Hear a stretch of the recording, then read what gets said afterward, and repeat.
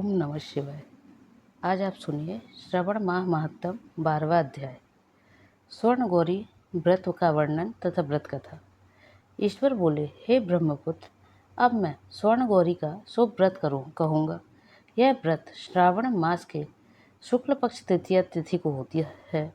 इस दिन प्रातःकाल स्नान करके नित्य कर्म करने के बाद संकल्प करें और 16 उपचारों से पार्वती तथा शंकर जी की पूजा करें। इसके बाद भगवान शिव से प्रार्थना करें, हे देव आइए, हे जगतपते, मैं आपसे प्रार्थना करता हूँ, हे सुरसत्तम, मेरे द्वारा की गई पूजा को आप स्वीकार करें। इस दिन भवानी पार्वती की प्रसन्नता और व्रत की पूर्णता के लिए दंपतियों को 16 वायन प्रदान करें और द्विज श्रेष्ठ की प्रसन्नता के लिए मैं यह वायन प्रदान करता हूँ, ऐसा कहें। चावल के चूर्ण के 16 पकवानों से 16 बांस की टोकरियों को भरकर तथा उन्हें वस्त्र आदि से युक्त करें और पुनः 16 द्विज दंपतियों को बुलाकर इस प्रकार कहते हुए प्रदान करें, व्रत की संपूर्णता के लिए मैं ब्राह्मणों को यह प्रदान कर रहा हूँ। मेरे कार्य की समृद्धि के लिए सुंदर अलंकारों से विभूषित तथा पतिव्रत से सुशोभित ये शोभामयी सुहागिन स्त्रियाँ इन्हें ग्रहण करें। इस प्रकार 16 वर्ष अथवा 8 वर्ष या 4 वर्ष या 1 वर्ष तक इस व्रत को करके शीघ्र ही इसका उद्यापन कर देना चाहिए। पूजा के अनंतर कथा का श्रवण करके वाचक की विधिवत पूजा करनी चाहिए। संत कुमार बोले, हे प्रभु, इस व्रत को सर्वप्रथम किसने किया, इसका महात्म कैसा है और इसका उद्यापन किस प्रकार करना चाहिए, वह अब आप मुझे बताइए। ईश्वर बोले, हे महाभाग, आपने उत्तम बात पूछी है। अब मैं आपके समक्ष मनुष्य को सभी संपदाएं प्रदान करने वाले स्वर्ण गौरी नामक व्रत का वर्णन करता हूँ। पूर्व काल में सरस्वती नदी के तट पर सुबीला नामक विशालपुरी थी। उस नगर में कुबेर के समान चंद्रप्रभ नामक एक राजा था। उस राजा की रूप लावण्य से संपन्न सौंदर्य तथा मंद मुस्कान से युक्त और कमल के समान नेत्रों वाली महादेवी और विशाला नामक 2 भार्याएं थीं। उन दोनों में ज्येष्ठ महादेवी नामक भार्या राजा को अधिक प्रिय थी। आखेट करने में आसक्त मन वाले वे राजा किसी समय वन में गए और सिंहों, शार्दूलों, सूकरों, वन्य भैंसों तथा हाथियों को मारकर प्यास से आकुल होकर उस घोर वन में इधर उधर भ्रमण करते रहे। राजा ने उस वन में चकवा चकवी तथा बतखों से युक्त भ्रमरों तथा पिकों से समन्वित और विकसित मल्लिका, चमेली, कुमुद तथा कमल के से सुशोभित अप्सराओं का एक सुंदर सरोवर देखा। उस सरोवर के तट पर आकर उसका जल पीकर राजा ने भक्तिपूर्वक गौरी का पूजन करती हुई अप्सराओं को देखा। तब कमल के समान नेत्रों वाले राजा ने उनसे पूछा, आप लोग यह क्या कर रही हैं? इस पर उन सब ने कहा, हम लोग स्वर्ण गौरी नामक उत्तम व्रत कर रही हैं। यह व्रत मनुष्यों को सभी संपदाएं प्रदान करने वाला है। हे नृपशेष, आप भी इस व्रत को कीजिए। राजा बोले, इसका विधान कैसा है और इसका फल क्या है, मुझे यह सब विस्तार से बताएं। तब वे सारी स्त्रियां बताने लगी, हे राजन, यह स्वर्ण गौरी नामक व्रत श्रावण मास की शुक्ल पक्ष की तृतीया को किया जाता है।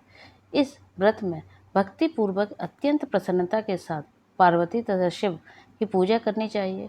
पुरुष को 16 तारों वाला एक डोरा दाहिने हाथ में बांधना चाहिए। स्त्रियों के लिए बाएं हाथ में या गले में इस डोरे को बांधना चाहिए।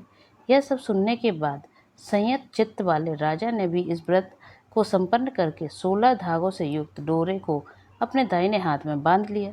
उन्होंने कहा, हे देवेशी, मैं इस डोरे को बांधता हूँ, आप मेरे ऊपर प्रसन्न हो और मेरा कल्याण करें। इस प्रकार देवी का व्रत करके वे अपने घर आ गए। राजा के हाथ में डोरा देखकर ज्येष्ठ रानी महादेवी ने पूछा और सारी बात सुनकर वह राजा के ऊपर अत्यंत कुपित हो उठी। राजा ने कहा, ऐसा मत करो मत करो, लेकिन रानी ने उस डोरे को तोड़कर बाहर एक सूखे पेड़ के ऊपर फेंक दिया। उस डोरे से स्पर्श मात्र से वह वृक्ष पल्लवों से युक्त हो गया। उसके बाद उसे देखकर दूसरी रानी भी आश्चर्यचकित हो उठी और उस वृक्ष पर स्थित टूटे हुए डोरे को उसने अपने हाथ पर बांध लिया। उसी समय से उसके व्रत के महात्म से वह रानी राजा के लिए अत्यंत प्रिय हो गई। वह ज्येष्ठ रानी व्रत के अपचार के कारण राजा से व्यक्त होकर दुखित हो वन में चली गई। अपने मन में वह भगवती देवी का ध्यान करते हुए मुनियों के पवित्र आश्रम में निवास करने लगी। कहीं कहीं श्रेष्ठ मुनियों के द्वारा यह कहकर आश्रम में रहने से रोक दी जाती थी कि हे पापिन, अपनी इच्छा के अनुसार यहाँ से चली जाओ। इस प्रकार घोर वन में इधर उधर भ्रमण करती हुई वह अत्यंत खिन्न होकर एक स्थान पर बैठ गई। तब उसके ऊपर कृपा करके देवी उसके समक्ष प्रकट हो गई।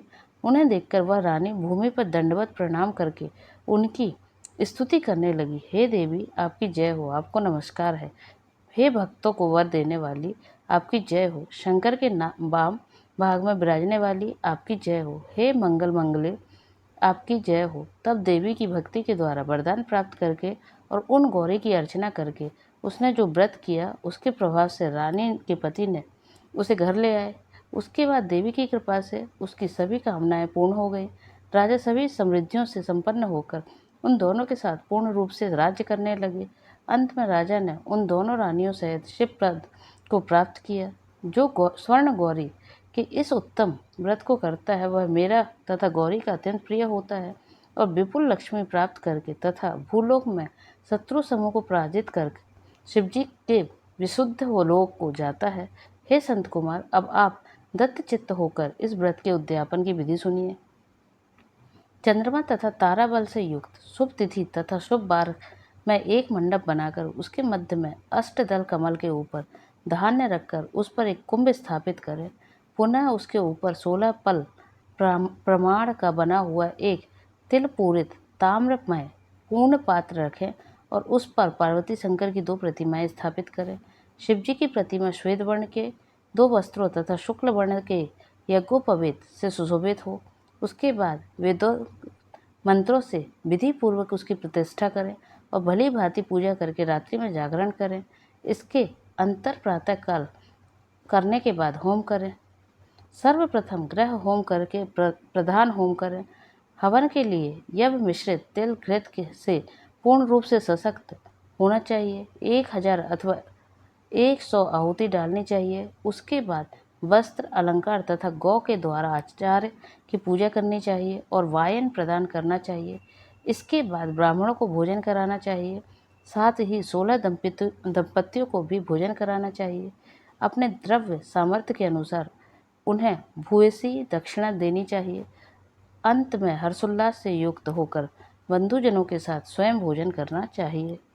इस प्रकार श्री स्कंद पुराण के अंतर्गत ईश्वर संत कुमार संवाद में श्रवण मास महात्म में तृतीया में स्वर्ण गौरी व्रत कथा नामक 12वां अध्याय पूर्ण हुआ। ओम नमः शिवाय। हर हर महादेव।